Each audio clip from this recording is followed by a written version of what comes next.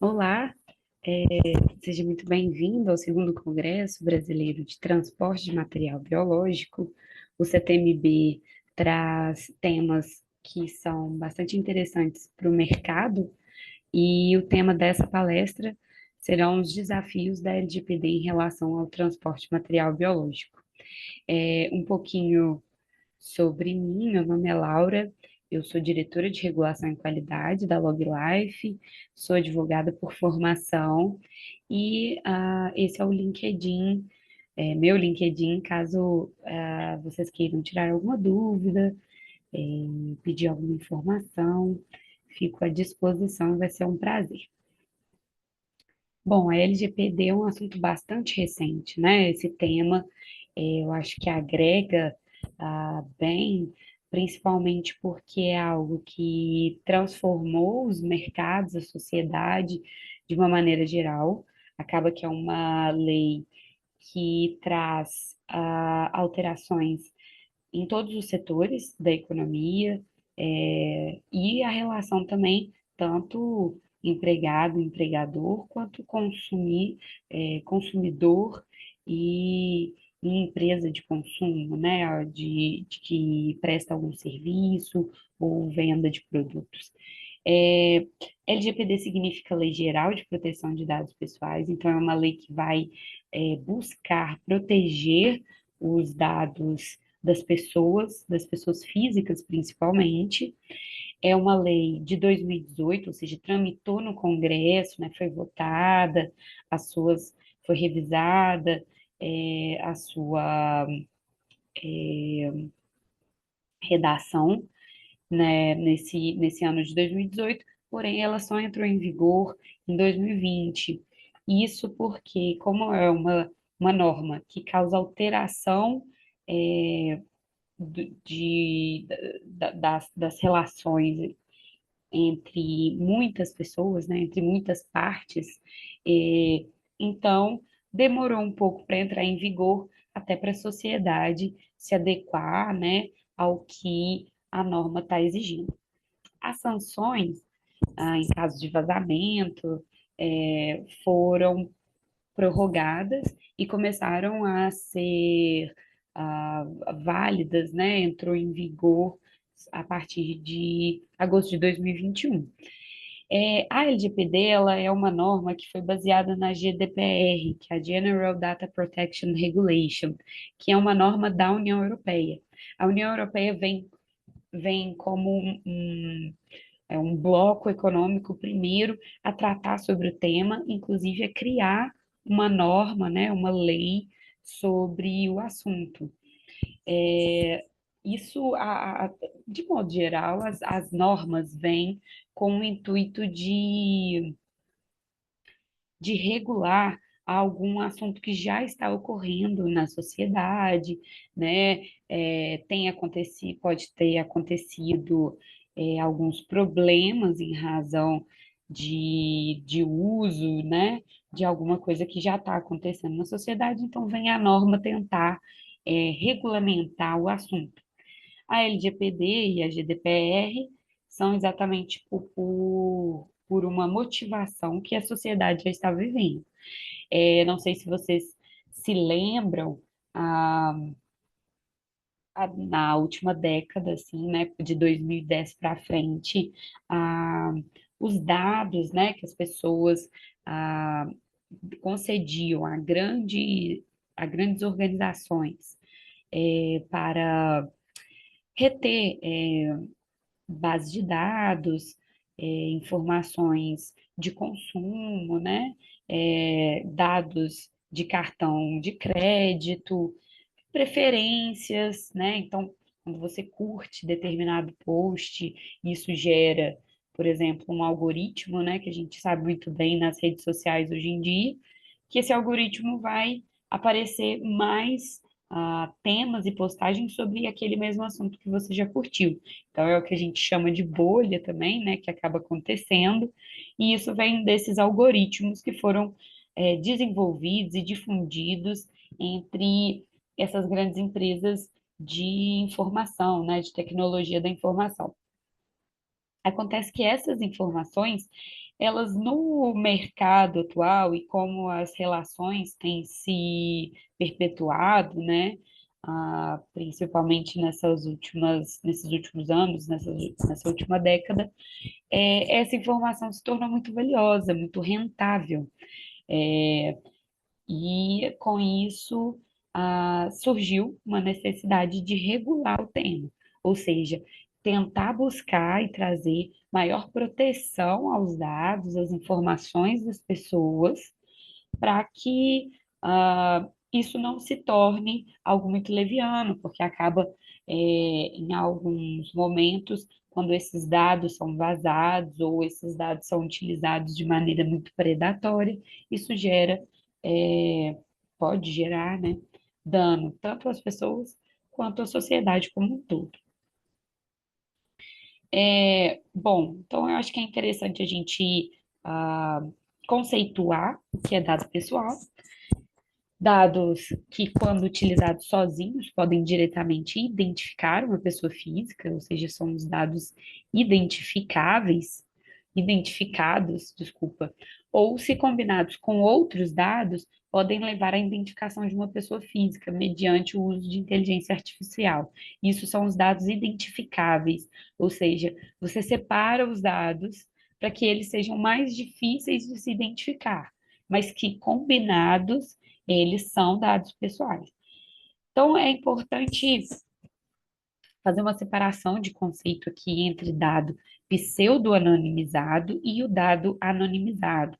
O pseudo vai separar as informações ou transformar essa informação em uma outra informação para gerar uma dificuldade de identificar que aquele dado se refere àquela determinada pessoa e possa gerar um risco a ela de golpe ou de informações que são privilegiadas serem publicadas, que a pessoa não tem interesse dessa informação ser divulgada, né? Então, o pseudo-anonimizado é essa. Já o dado anonimizado, ele é totalmente não identificável e ele tem que ser irreversível, ou seja, ele é separado, ele pode ser separado, mas não tem como fazer o caminho inverso, né? Ele é como se apagasse o histórico anterior desse dado, ou então esse dado já é gerado, criado, sem ter identificação direta com a pessoa física. Um exemplo de dado anonimizado, que é dito que é anonimizado, né? O Google Analytics, né, que é utilizado, você pode contratar para saber informações de acesso de site, buscar cliques, né, mais cliques no seu portal. Esses dados que são gerados, que são comercializados pelo Google, eles são anonimizados, ou seja, suponhamos que eu, Laura, entre no site de determinada loja para fazer uma compra online. Só que eu só entrei, eu não fiquei, eu não fiz login, então eu não me identifiquei e eu acabei não comprando nada. Eu só entrei. Essas informações, o Google, se você, né, entra principalmente através do Google, isso gera uma série de dados que o Google acaba comercializando junto com os donos, né, desses portais que têm interesse em saber essas informações. Agora, o dado anonimizado, ele é gerado sem que o dono do site, né, saiba quem é que entrou. Então, ele não saberia, por exemplo, que a Laura entrou nesse site. Ele saberia que uma pessoa entrou nesse site no dia tal, no horário tal, na localização tal, e que isso é importante e interessante de ser comercializado, porque o, o dono do site, né, enfim, a instituição que é dona desse portal, pode utilizar como uma forma de saber onde que está seus consumidores, de onde que está vindo a maior parte. Se isso ele pode gerar uma campanha de marketing voltada para determinada região, ou então determinada faixa etária, né? Existe uma série de informações que é possível captar, mas que isso não vai gerar um dado identificável àquela pessoa física diretamente. Então, a grande diferença entre o dado pseudo-anonimizado e dado anonimizado é que o anonimizado não consegue identificar a pessoa, enquanto o pseudo ainda consegue fazer essa identificação. E por isso, este é considerado ainda dado pessoal, desculpa, ainda é considerado dado pessoal e o anonimizado não é considerado dado pessoal. Então, alguns exemplos de dados não considerados pessoais. O número de registro de empresa não é considerado, né? O CNPJ é uma informação que é facilmente encontrada nos grandes portais de buscas, né? De modo geral, os dados que eles não são considerados pessoais são dados que estão disponíveis ao público em geral, né? Então, o endereço de e-mail que está na página do portal da internet, que já é comercial, arroba empresa, isso não é considerado um dado pessoal. Isso é um dado mais público do que privado. Os próprios dados anonimizados, como conversamos, também não são considerados pessoais e não estão protegidos pela LGPD. Agora, existem os dados que são pessoais e que são protegidos pela LGPD, como nome e sobrenome, ou seja, isso já é claramente fácil de identificar uma pessoa, o endereço da sua residência, o endereço de e-mail, o CPF é um dado que hoje em dia é altamente divulgado. Isso para a gente fazer qualquer tipo de compra atualmente, você sabe, né? A gente utiliza o CPF direto. Inclusive, o CPF pode ser uma chave Pix, né? Inclusive, o e-mail pode ser uma chave Pix. Então, o telefone, né, também. Então, todos esses são dados que são pessoais e que estão protegidos pela LGPD. Existem outros tipos de dados que também são considerados dados pessoais, como endereço de localização, né? Num local, dados de localização. Isso muito comum em telefones celulares, né? Hoje em dia é o mais comum desses dados de localização. Endereços de IP, né? Protocolos da internet. É, então, se você entra em um determinado site em um horário usando determinada rede de Wi-Fi, o rastreamento desse caminho é um endereço de IP. É muito utilizado para assinatura digital, né?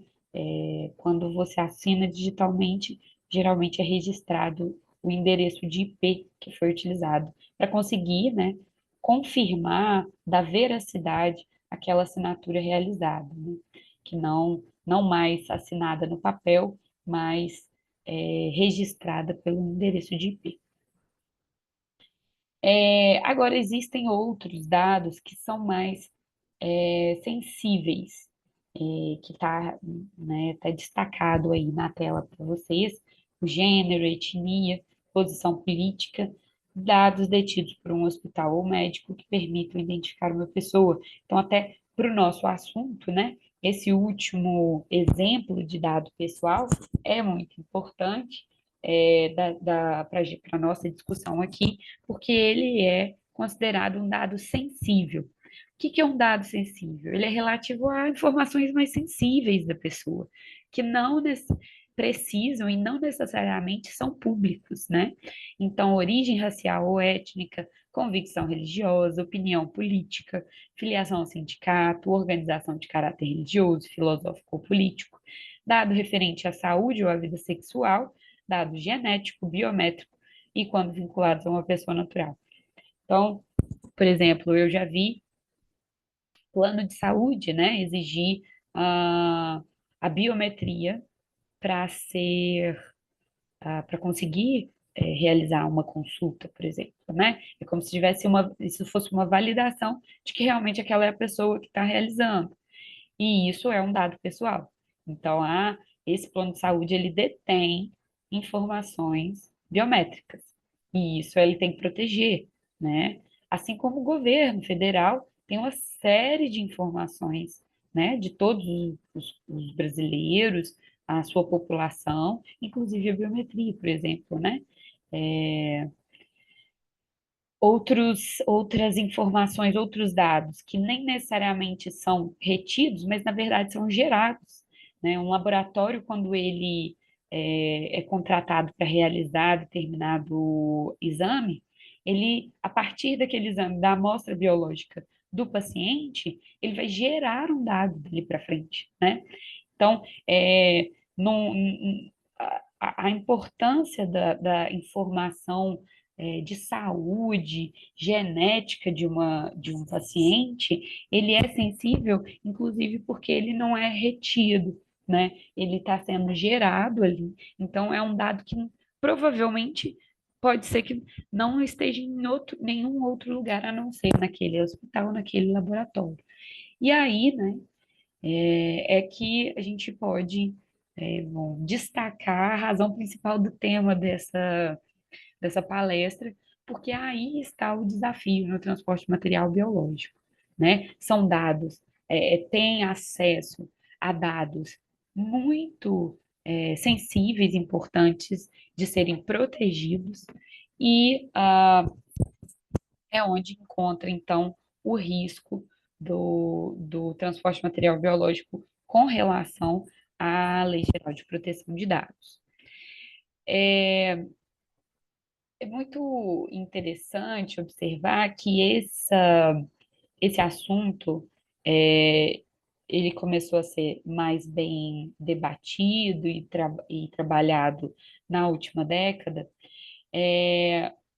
mas que nem sempre as pessoas têm tanto conhecimento, né, sobre.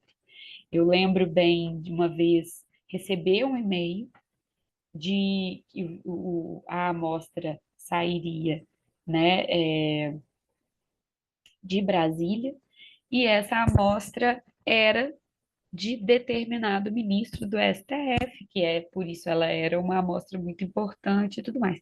Isso é altamente errado, né? Esse tipo de compartilhamento de informação num e-mail, uma cadeia de fornecedores muito grande. É, o e-mail vinha com muitos e-mails em cópia e tudo mais. Então, e essa informação foi passada antes da lei entrar em vigor, mas já depois da promulgação dela, né? Então, assim, na hora que eu vi isso, eu falei, meu Deus, não, não, não pode, né,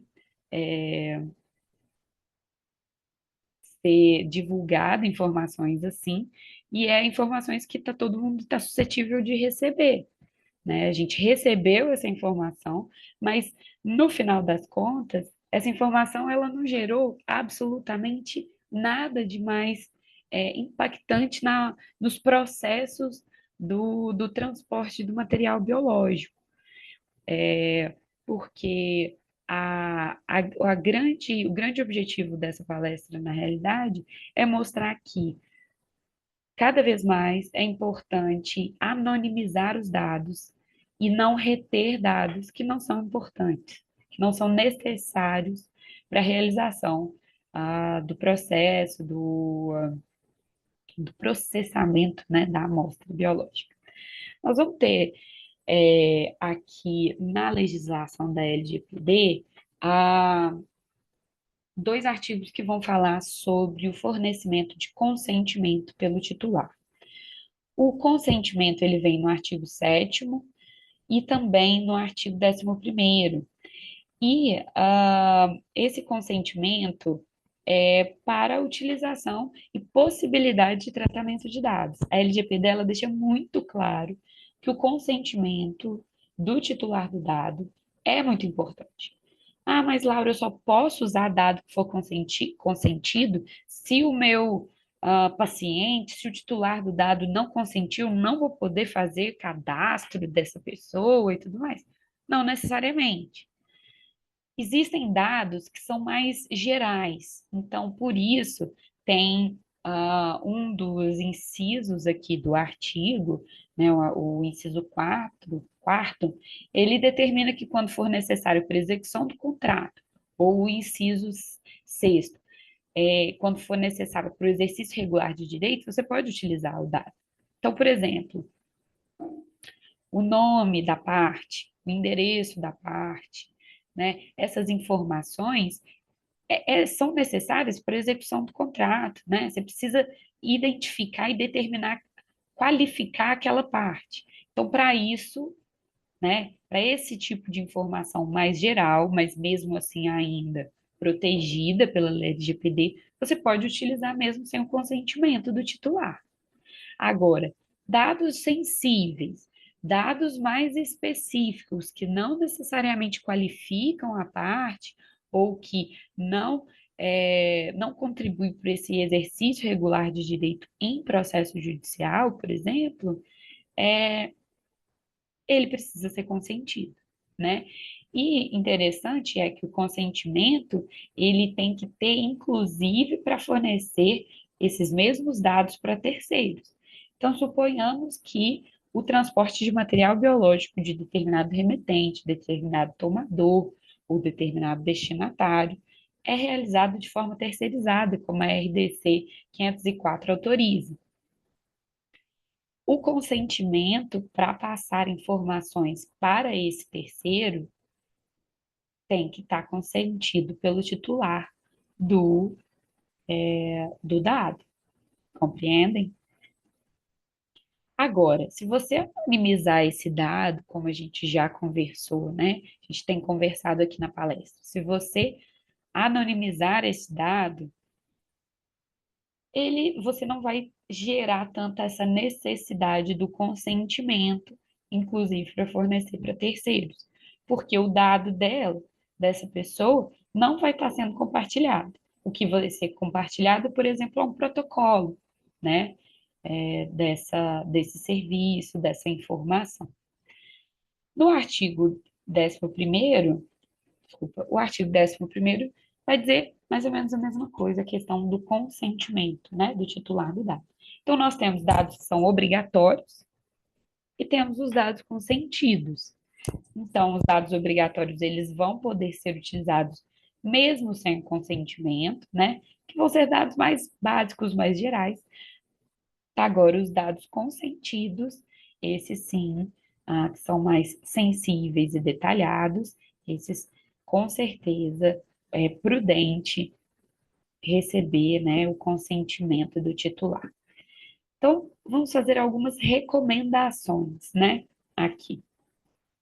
A primeira, e eu acho que o objetivo principal dessa palestra, né, de forma a debater o tema e agregar informação, é anonimizar o máximo que puder os dados. Ah, Laura, mas como que faz a anonimização dos dados? Ainda não compreendi muito bem esse conceito. Vamos dizer que você vai precisar de gerar databases diferentes. Então, vamos supor, você chega com um paciente, ele é dotado de um nome, de um número de CPF, de um endereço, vai fazer o cadastramento. Feito esse cadastramento, o seu servidor, vamos dizer, o seu sistema interno, ele pode automaticamente gerar que esse paciente, ele é o paciente GXWEF144, por exemplo. Quando você transforma esse paciente e todos os dados dele em um protocolo, em um número interno, isso você deu um passo a anonimizar os dados dessa pessoa. E é interessante saber que o resto da cadeia de produção, o resto da cadeia de processamento da informação da amostra, ela não precisa daquela informação daquela pessoa.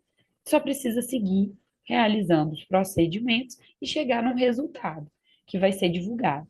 Esse resultado, inclusive, nem precisa estar no mesmo arquivo as informações do paciente.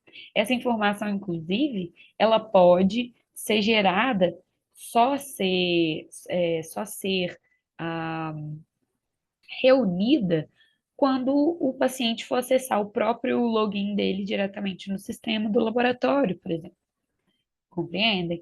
Então, as pessoas internas não vão saber, não vão vincular que aquela informação, aquele determinado resultado genético da saúde da pessoa, daquela pessoa, não vai saber a quem se refere. Só vai saber, lógico, pode ter alguns acessos com maior facilidade, que pode ter acesso a essa informação, ou, inclusive, porque a LGPD exige que os sistemas que retêm essa informação consigam fazer uma separação dessas informações para auditar o sistema, né? Em caso de um vazamento, de um incidente de dados, a autoridade competente, que é a ANPD, ela tem a capacidade de entrar dentro do sistema. Agora, pessoas comuns, habituais ali do fluxo, que não precisam saber para realizar sua própria atividade, não tem por que elas saberem a quem se refere aquele resultado. Inclusive, você gera, na verdade, uma proteção, tanto à pessoa, né, quanto, é, quanto internamente, para não ter nenhum tipo de vazamento de dados ou vamos supor, existe uma pessoa que é pública, né? A gente sabe que pode vazar pelos próprios funcionários internos, né? Então, outra forma de garantir que isso não aconteça é anonimizando o máximo dos dados. A LogLife trabalha apenas com protocolos de serviço. Então, o cliente jamais nos informa ou nos transfere informações de dados pessoais do paciente. É sempre através de protocolo. Os clientes, né, quem contrata o transporte de material biológico da LogLife, por exemplo, pode compartilhar dados pessoais, mas não necessariamente o paciente. Vai ser geralmente da pessoa, né, daquele funcionário interno que foi responsável por entregar o material, e aí a própria lei, né, legislação da RDC, exige que seja identificada a pessoa, né, que foi tanto responsável por entregar o material, quanto por receber o material no destino final. Então, vamos dizer que esses dados pessoais que são compartilhados, eles são obrigatórios, né, para execução do contrato e também para informações de autoridade, né, o órgão fiscal, verificar as informações. Próxima recomendação, então, é que os contratos constem termo de consentimento, né? Igual conversamos agora há pouco, e interessante que seja determinado qual dado é sensível, o dado fim e o consentimento para transferir dados também. É interessante ter uma equipe, um comitê de privacidade, que tenha acessos que a maioria não tenha, com relação a, a esse sistema de dados, e que realize auditorias, né, de tempos em tempos, para saber se está sendo eficaz essa segurança. A próxima recomendação, treinamento de segurança da informação para todos os funcionários, né? Deixar bem claro que eles têm um compromisso com a confidencialidade do dado, principalmente por se tratar de dado sensível, que está sendo, né, transferido e compartilhado entre as equipes, entre os setores, e também ter uma política de senha, né? Às vezes o próprio sistema gera uma obrigatoriedade de 3 em 3 meses, de 6 em 6 meses, enfim, determinado período de uma política de troca de senhas. A LGPD vai dizer para criar, né, umas boas práticas do tratamento dos dados, o que eu já acho que é mais interessante, criar uma política de segurança e privacidade com as informações que estariam nessa política de boas práticas que a LGPD determina. Então, criar um documento tanto com as práticas do uso, né, do tratamento do dado, como definir a segurança e a privacidade também desses dados. O que pode estar dentro dessa política, né? O tempo de retenção e descarte dos dados, procedimento de transferência, ou seja, como é que vai ser transferido e o que vai ser transferido, e como posso garantir que a minha cadeia de fornecedores consigam é, tratar os dados com responsabilidade, descartar os dados quando é, preciso e defino que são necessários, né? Procedimentos de transferência de dados para os outros países, LGPD autoriza a transferência de dados, mas desde que o país que está recebendo ou o servidor que está recebendo essas informações estejam preparados para proteger os dados de acordo com a legislação. Existem países que não possuem, né? Por exemplo, os Estados Unidos não possuem uma lei de proteção de dados, inclusive porque os grandes conglomerados de empresas de informação, como essas que nós estamos comentando, né, de que tem muitas informações de redes sociais, é, elas têm muita força, né, também. Então, esse assunto ainda não evoluiu em alguns países, mas no Brasil a gente já possui e tem que ser adequado, né? É interessante fazer o mapeamento de dados coletados, ou seja, quais tipos de dados são coletados, qual que é o período de retenção, a finalidade, a origem. A origem está mais para se eu, por exemplo, recebi esse dado, estou tratando esse dado do titular, ou mesmo se eu estou gerando esse dado, né? Como a gente já conversou. Laboratórios geram dados também. E esse ponto é muito importante, delicado a ser trabalhado, pensado, a melhor forma para se proteger.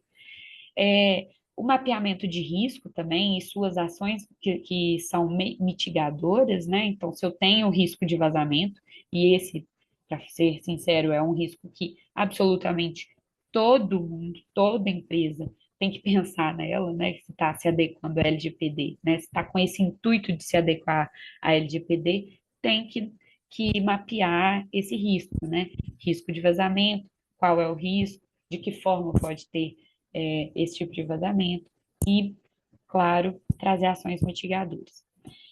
Definir processo de comunicação com a ANPD. A ANPD é essa autoridade que comuniquei a vocês nessa palestra, e quando tem qualquer tipo de vazamento, é obrigação da parte que sabe que desse incidente, do incidente de retirada, né, dessa proteção do dado, e precisa comunicar imediatamente, né, essa autoridade para conseguir minimizar, né, os danos que podem ter causado. Uma das primeiras ações, por exemplo, que é muito comum, é tirar tudo do ar, né? Tira o site do ar, tira o servidor do ar, para que a equipe de tecnologia da informação chegue, conserte, restabeleça as seguranças que porventura podem ter sido atacadas, enfim. E essa é uma ação bem provável para quando tiver esse mapeamento, né, de riscos e também definindo as etapas de comunicação com a NPD.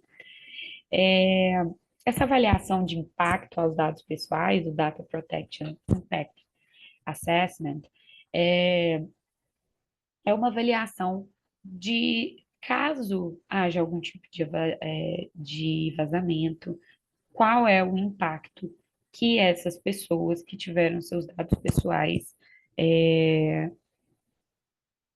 expostos estão sujeitos, né? Então, se os dados que você retém são dados de cartão de crédito, por exemplo, a avaliação de impacto é bastante clara, né? E, vamos dizer, danosa, né?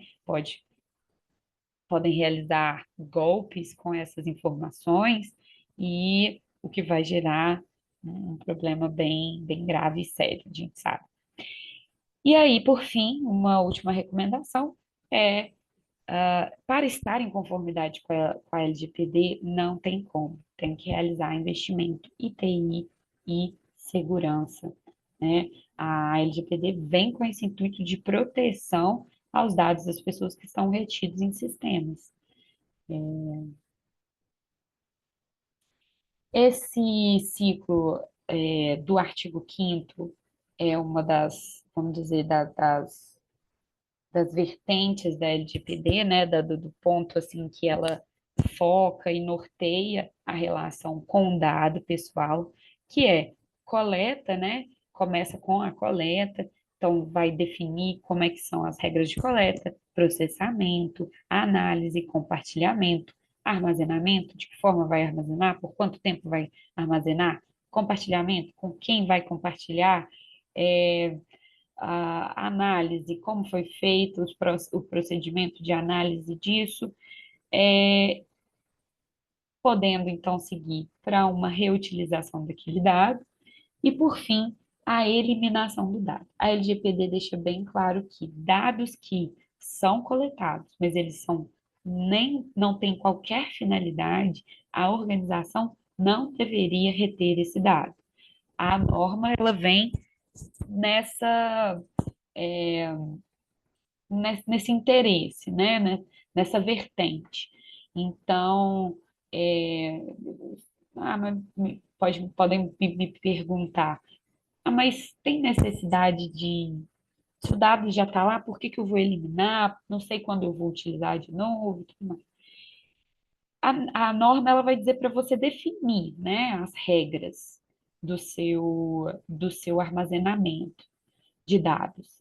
Definindo essas regras, é interessante que seja observado que a organização leve em conta a eliminação desse dado também, para não aumentar o risco de ter vazamento e de vazar uma informação que na realidade ninguém estava precisando dela, né? Mas que pode causar um dano muito maior ao titular do dado.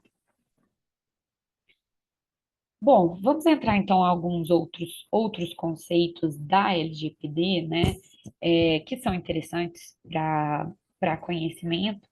Existe a figura tanto do controlador quanto do operador. O controlador vai ser uma pessoa natural ou jurídica, a quem compete as decisões referentes ao tratamento de dados pessoais.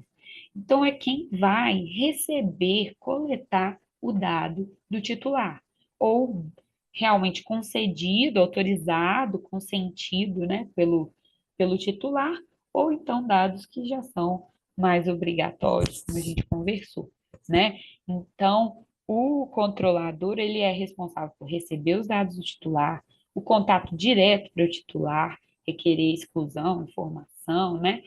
Todo titular de dado protegido pela LGPD pode e deve e tem esse direito garantido pela norma, que é a de revogar o seu consentimento e pedir toda a informação daquele dado, ou seja, como que a organização tratou esse dado, como que ela utilizou. Ela utilizou para marketing, ela utilizou para fazer uma política de, de inclusão social na empresa. Então a empresa pede a todos os funcionários para dizer se qual é a orientação sexual, qual é a etnia, como que eles se classificam.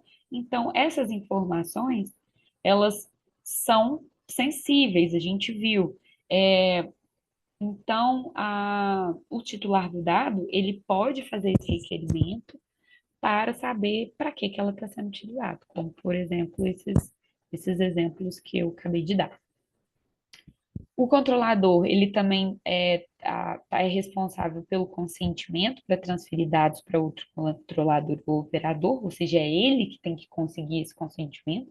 Se ele está transferindo um dado que não era para ser transferido, não foi autorizado, mas ele tem feito, o operador não tem nada a ver com isso, né? É o controlador que é responsável. E também, o controlador é responsável pelo ônus da prova para demonstrar o consentimento. Então, se o titular do dado fala que nunca consentiu com determinado dado ser coletado, retido, tratado, armazenado, o ônus de provar que esse consentimento aconteceu é do controlador. O operador vai ser ah, quem realiza o tratamento de dados pessoais em nome do controlador. Então, por exemplo, em caso de terceirização, quem é o controlador e vai terceirizar determinado parte do processo, e esse dado é transferido a esse operador, o controlador precisa ter esse consentimento para fazer essa transferência, para compartilhar esses dados com o operador, e o operador ele tem as mesmas responsabilidades que o controlador em termos de proteção. Ele se responsabiliza pela proteção. Agora, ele não se responsabiliza por uma série de outros é, requisitos que a LGPD determina, como esses que eu acabei de falar, que são do controlador, tá certo? O artigo 52, ele vai falar das sanções, né? Quis tratar das sanções rapidamente, não é o objetivo principal, porque não é tão divulgado e difundido, mas é algo que é interessante de se saber para a gente conseguir evitar, né, ao máximo, prevenir ao máximo situações que cheguem, que sejam necessárias sanções, né, a quem não protegeu os dados pessoais. Então, o artigo 52 ele vai dizer que os agentes de tratamento de dados, em razão das infrações cometidas, ficam sujeitos às seguintes sanções administrativas: advertência com indicação de prazo para adoção de medidas corretivas, então, essa um pouco mais branda, te dando prazo para corrigir, para reforçar a segurança, qualquer que seja, né? Multa, e aí essa multa não é leve e é tão. É o motivo pelo qual a LGPD se tornou um assunto muito difundido, divulgado durante esses anos, por causa dessa multa que pode ser pesada, né? 2% do faturamento da pessoa jurídica é bastante, né? É até 2%, tendo limitado ao valor de 50 milhões por infração, né? Então, a cada incidente é possível ter multa nesse patamar, mais ou menos. Então, tem também possibilidade de multa diária, tem possibilidade de publicização da infração, ou seja, depois que devidamente informada a autoridade, a ANPD, essa informação ela pode ser publicizada, né, para a população em geral, pode ficar pública para que as pessoas tenham conhecimento de que se você já realizou compra com um determinado loja, né, que teve vazamento de dados, ou você teve um celular de uma empresa que retém dados, né, da marca e tudo mais, para que você fique atento a não cair em algum tipo de golpe, né, mas para dar a informação ao público. Bloqueio dos dados pessoais, que se refere à infração, então se algum dado a gente já sabe que foi vazado, teve algum problema, algum incidente, bloqueio dessas informações e eliminação dos dados também. Isso é uma sanção que pode acontecer dos dados que foram. Pode também acontecer suspensão parcial do funcionamento do banco de dados, né? Então, pode a organização ficar sem nenhum dado para ser tratado, e também a suspensão do exercício da atividade de tratamento de dados. Então, o órgão, né, a organização pode ficar completamente suspensa, né, de realizar o tratamento de dados. Bom, isso para dizer que, apesar de ter sanção e ter toda uma lei, uma legislação, ainda acontece vazamento de dados. Então, eu trouxe alguns casos que aconteceram, né? E todos os casos são de 2018 para cá.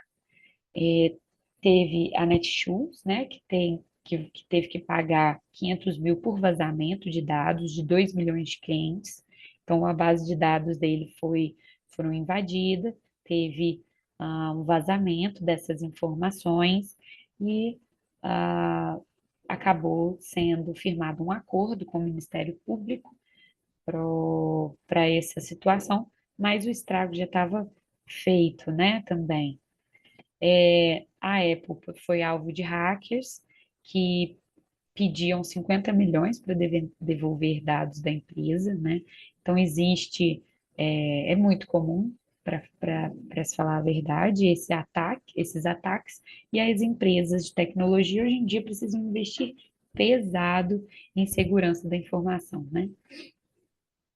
Facebook é multado em 6,6 milhões por vazamento de dados de brasileiros em 2018, né?